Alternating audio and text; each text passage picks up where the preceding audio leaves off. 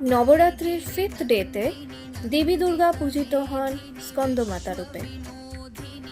স্কন্দ হল যুদ্ধ দেবতা কার্তিকের একটি বিকল্প নাম। ভগবান স্কন্দ তার শিশুরূপে মায়ের কোলে অবস্থান করছেন। এখানে স্কন্দ ভগবান সরানন এবং তার হাতে রয়েছে তীর ও ধনুক। দেবী স্কন্দমাতা চতুর্ভুজা, তার উপরের 2 হাতে থাকে পদ্মফুল। নিচের 1 হাতে তিনি ভগবান স্কন্দকে ধারণ করেছেন। চতুর্থ হাতে তিনি বরাভয় প্রদান করেন। দেবী পদ্মাসনা রূপে অধিষ্ঠান করলেও তার বাহন সিংহ। এই দিনের ভোগ কলা।